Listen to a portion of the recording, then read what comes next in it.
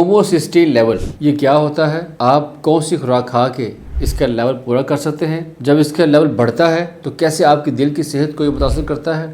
اور اس کا خدا نہ خواستہ نوجوانوں کے اندر ہارٹ اٹیک کی شرح میں جو اضافہ ہو رہا ہے اس کے ساتھ کیا لنک ہے؟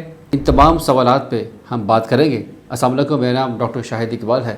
میں ماہر امراض قلب کے طور پر اپنی خدمات سر انجام دے رہے ہیں اور آپ دیکھ رہے ہیں میرا ڈیجیٹل چینل۔ خواتین و حضرات، ہوموسسٹین لیول آپ اکثر جیسا کہ جانتے ہیں کہ ہم جو بھی خوراک کھاتے ہیں اس کی تین میجر ٹائپس ہوتی ہیں: protein, carb and fats. Protein آپ کی خوراک کا سب سے اہم جزو ہے۔ ایک عام انسان کو 30 سے 40 گرام منیمم ریکوائرمنٹ ہے جو 24 گھنٹے کے اندر اس کی مقدار لینی چاہیے۔ انسانی ساخت کی جو بنیادی اکائی ہے وہ پروٹین ہے، اور پروٹین کا سب سے چھوٹا یونٹ ہے جسے کہتے ہیں امائنو ایسڈ، اور امائنو ایسڈ کی ایک ٹائپ ہے جسے کہتے ہیں ہوموسسٹین لیول۔ ہوموسسٹین کا لیول جب بڑھتا ہے تو یہ آپ کی شریانوں کی اندرونی لیئر کو متاثر کرتا ہے۔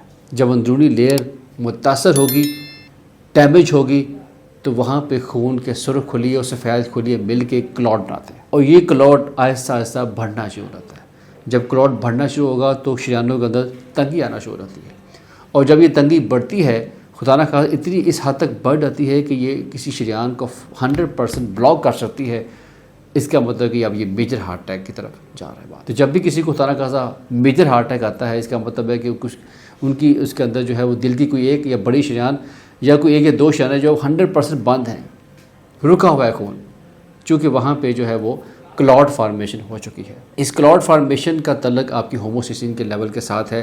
ایسے میں نے بے شمار اپنی او پی ڈی میں پیشنٹ دیکھے ہیں جن کی ایچ ڈی بھی ٹھیک ہے، کولیسٹرول بھی ٹھیک ہے، ایکو کرائی وہ بھی ٹھیک ہے، ہو سکتا ہے کہ ان کی ای ٹی ٹی بھی ٹھیک ہے، سی ٹی اینجیو بھی ٹھیک آ جائے، باقی سارے اور بھی ٹیسٹ ٹھیک آ جائیں، مگر پھر بھی ان کو ہارٹ اٹیک کا ایشو آ جائے۔ اس میں ایک یہ ٹیسٹ ہوموسسٹین کا جو لیول ہے یہ ایک انڈیپینڈنٹ رسک فیکٹر ہے جس کا بہت گہرا اس کے ساتھ تعلق ہے، ایسے اسپیشلی ان لوگوں میں جن کے اندر کوئی اور چیز نہیں ملتی۔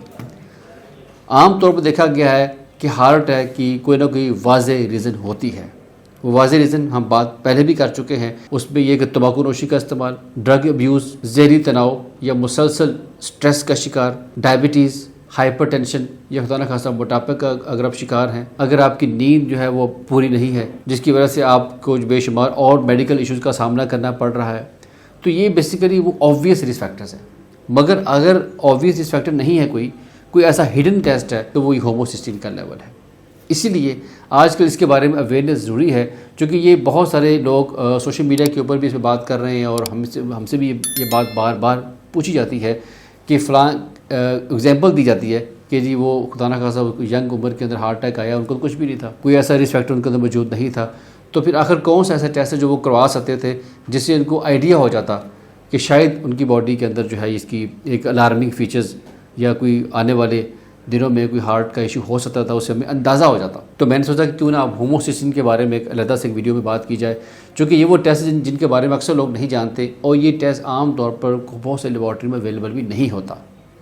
اسی لیے اس ویڈیو کو بنانے کا مقصد بھی یہی تھا کہ آپ کو بتایا جائے کہ ہوموسسٹین کتنا امپورٹنٹ ہے، اور یہ آپ جو اس کا جو لیول ہے وہ باڈی میں اکثر جو امراض قلب کی وجہ بنتی ہیں ان میں ڈیفیشنسی ہے، مگر یہ واحد چیز ہے جس کا لیول بڑھتا ہے تو یہ ہارٹ اٹیک کراتا ہے۔ جسی طرح کولیسٹرول کا لیول اگر بات کریں کہ ایل ڈی ایل لیول ہے جو کہ بیڈ کولیسٹرول ہے، اس کا لیول جتنا زیادہ ہوگا اتنا آپ کے اندر خون کی شریانوں کے اندر تنگی کا عمل بننے کے چانسز زیادہ ہوں گے، کلاٹ فارمیشن کے چانس زیادہ ہوں گے، اور ہارٹ اٹیک کا جو اوسطاً جو نسبتاً اس کا جو ریشو ہے وہ زیادہ ہوگی۔ اسی طرح ہوموسسٹین کا لیول بھی ہے، اس لیے آپ نے اس کا لیول کم رکھنا ہے یا خاص لیول تک مینٹین رکھنا ہے۔ اس کے لیے سب سے اہم چیز وہ یہ ایکسرسائز ہے، پانی کا بھرپور استعمال، اور فزیکل سٹریس سے خود کو محفوظ رکھنا، 8 گھنٹے کی پرسکون نیند، یہ وہ تمام چیزیں ہیں جو آپ نے کرنی ہے۔ اس کے علاوہ پروٹین کا بیلنس استعمال، اس لیے میں بار بار بات کرتا ہوں متوازن غذا، بیلنس ڈائٹ ایک بیلنس صحت کی ضمانت ہے۔ ایک بہت زبردست وہ کوٹیشن ہے کہ we are what we eat, ہم وہی ہیں جو ہم کھاتے ہیں۔ تو آپ کا تعارف آپ کی خوراک ہے، آپ کیا کھا رہے ہیں۔